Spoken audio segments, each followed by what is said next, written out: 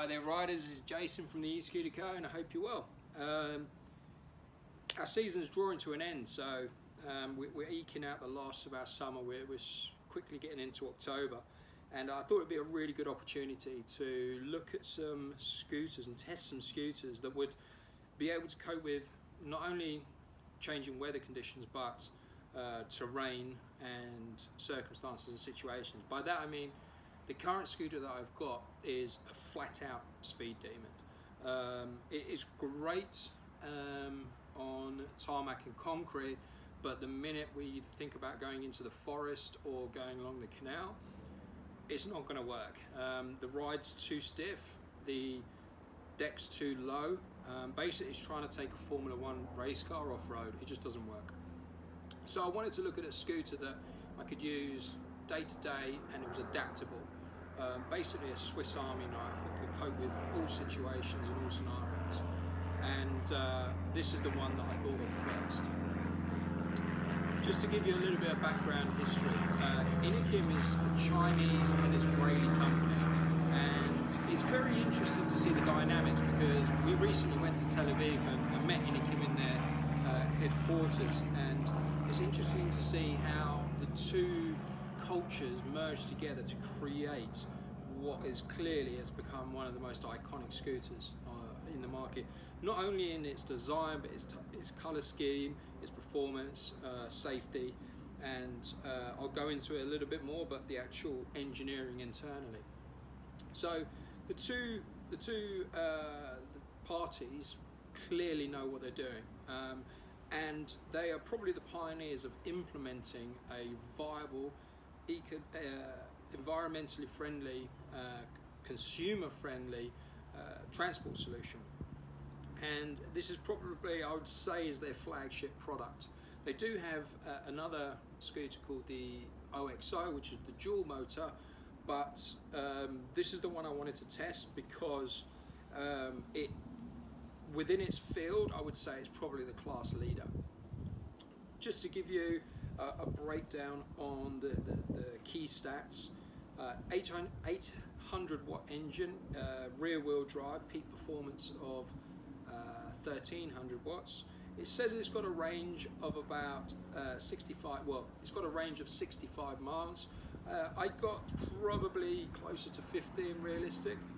It's got a top speed of 30 miles an hour and fully adjustable suspension. The suspension on this is like no other. I don't know if you can see it, we'll try and get a shot of it in a minute. It's actually a single arm suspension rod. Hopefully you can see it.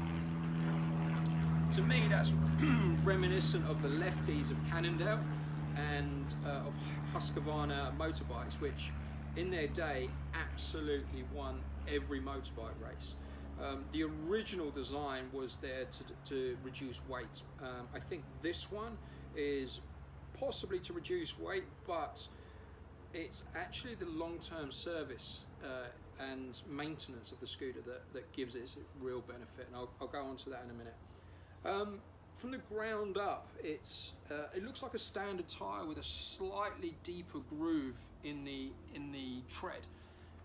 Just to disperse the water, and that's probably where they're marketing it as the sort of the SUV. Now I've pulled this apart and I am seriously impressed with the level of engineering and detail that they put into it. Every screw has silicone on it, every screw has a washer on it, every piece of the compartment here has got a rubber seal on it. So they put a lot of care into making this weatherproof. By all means, don't think you can go riding through 2-foot puddles and get away with it. It's not designed for that. But if you do get caught in a shower, this is the sort of unit that can handle it. Even down to the detail of putting the charge point on the top piece of the deck. I see a lot of manufacturers, and I do not understand it, is they put the charging points underneath, which is where the water kicks up. Don't understand it, but they've gone as far as putting it on the top piece. Other little touches that we really liked. Going to the suspension. I don't know if you can see it, but the suspension is adjustable via these polycarbon inserts that drop into the suspension rod here, here. So you can actually lift the suspension up. So if, like me, you live on the back of a forest, you can put these in and give yourself a higher ride. Now, with a higher ride, you tend to find that the off-road aspect of it, you feel a little bit more comfortable because you've got that ground clearance and nothing's going to catch, but your center of mass is a little bit higher, so if you're going onto concrete and slow maneuvers do become a little bit more wobbly. For me, I left it as it came out of the box, and it was a fantastic ride. I didn't bottom it out. It didn't beach on the base. So for me, you'd have to be in some really rugged terrain to justify lifting it up a little bit. The overall design, Inokim have clearly done their homework. I mean, they are the pioneers. They're looking at implementing a viable transport solution. But the actual design is, I can see that they're looking at long-term servicing, long-term maintenance, because we've taken this apart to have a look at the internal workings, and we've identified that the screws have got silicone on it. We've identified that even the stem mount has been greased. It's the real attention to detail which is what Inokim sets them apart from a lot of the other manufacturers. But within here, everything's compartmentalized. The battery, the controller, the modules. Everything is exactly where you'd want it if you were a service person. I'm not, but speaking to the service guys, they like working on these because they're very easy. 8 screws top deck, lift it off and do your work. A lot of other scooters that we deal with have just so many different panels, so many different screws and wiring that's kind of tucked in and fitted in just in really tight spaces. It's a little bit of a pickle to work with, whereas this was really easy to work with. Even down to changing the tyres. This is probably the only scooter that you don't actually have to remove the tyre from the suspension arm. You can take it off from the side because of the single arms, which I've done it. I had to do it because the service team were a bit busy, and it took me probably 10 minutes of fumbling around, but it wasn't that challenging. So if I can do it with never been doing it before, you can carry a bag around so that if you're out and about and you do get a puncture, you can just change it roadside within 10 minutes. It's a great design. Going to the ride itself, I was seriously impressed on how solid and balanced it felt. I could literally take it to any situation and it'd feel comfortable. It's got cable actuated brakes, which is more than sufficient in stopping power. There's not a regen system or electronic braking, but I think with the regen system and electronic braking, you can get a little bit overkill, and the technical aspects of maintaining that when something does go wrong, again, is a bit of a nightmare. The folding mechanism really is a great design in that it just clips into the back unit here, and Inokim, thankfully, have locked it into place. By that I mean once it's folded down, the steering column doesn't twist, it's actually locked into place. So when you lift it, it doesn't spin in your hands. I've got a lot of scooters which I love, but to transport them anywhere is a nightmare because that locking mechanism isn't in place. On the Ox it is, and on the Oxo. It doesn't have the folding arms, which personally I'm not fussed about, because the only time that this gets folded down is if we're going into the forest or we're going for a drive down to the coast. We put it into the car. You can switch these out for a folding mechanism. Personally, I wouldn't advise it because it takes away from the original design of being a really solid feeling scooter. All in all, I would have to say that I am seriously impressed with the engineering and the riding ability of it.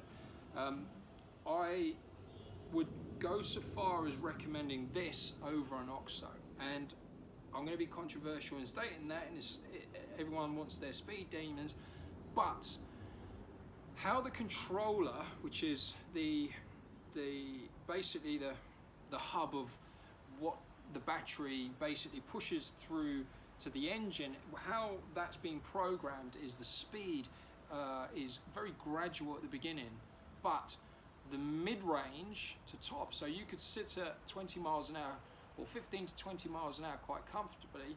As soon as you tweak that throttle, which is a thumb throttle, I'll get to that in a minute, the power's there.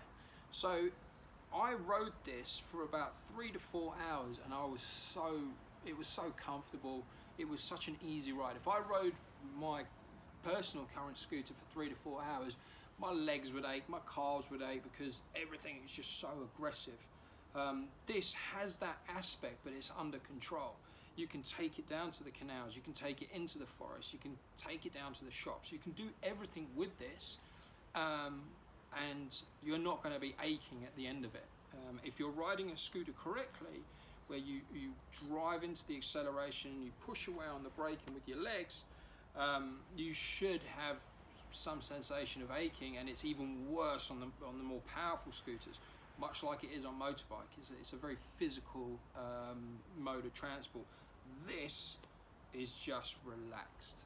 It is such a comfortable ride. If I ever have the luck to drive a Rolls Royce, I would describe this as that. It is a Rolls Royce. It is comfortable, it's adaptable, you can take it into any situation, and it was and is a beautiful machine. One of the very unique things about this, not only about the suspension arm, is the throttle management system. Inokim they use all their own parts. We tend to find with a number of different scooter manufacturers, you see the same sort of throttle management system. With Inokim, there is not a single piece on this that I can recognize from another manufacturer. They are completely original in their build quality and components. The throttle system, at first, there's two things actually at first. I wasn't too sure about the suspension system, and I wasn't too sure about the throttle system, and I stand corrected. Both of these systems are very good, and I'll explain. The suspension is constantly being used every day. Now, on what I've currently riding, I've got an air suspension, which is great until it goes wrong. You've got to replace the whole thing, and it's not that difficult for it to go wrong. It just takes one little seal, and it can get expensive replacing those. That's all we need to replace. Brilliant design. So again, Inokim are thinking about longevity and servicing. They're thinking about the long-term implications of putting a complicated system in. They've kept it very simple, and it works. It's a fantastic system. The throttle as well, it's a thumb throttle, so you twist it round with your thumb, and there's a slight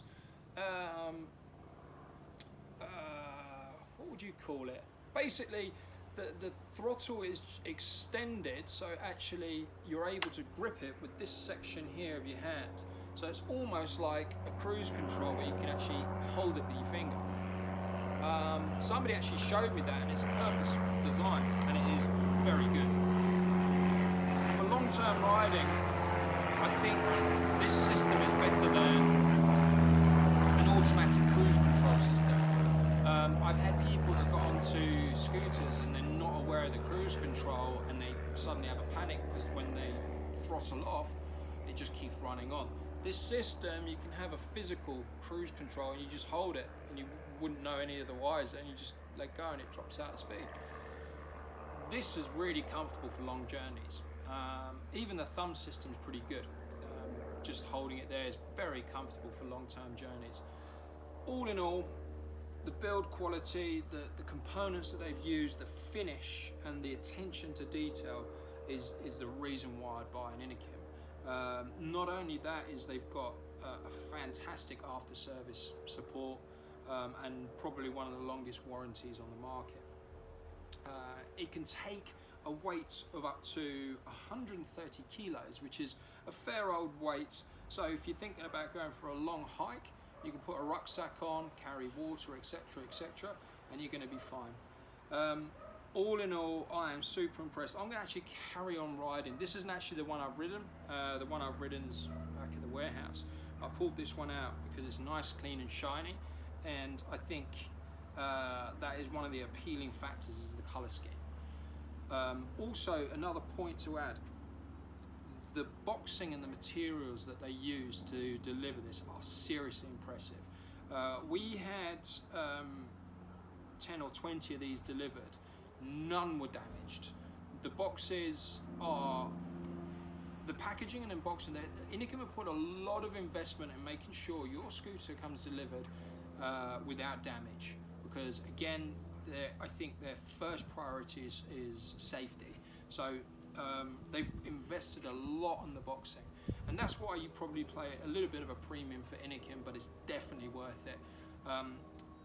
We've seen boxes that have been delivered that are prototypes from other manufacturers or sample units, and the damage that's been done, not only to the boxes but internally, is seriously bad. So if there's physical damage on the outside of the scooter, we don't know what's really happened throughout.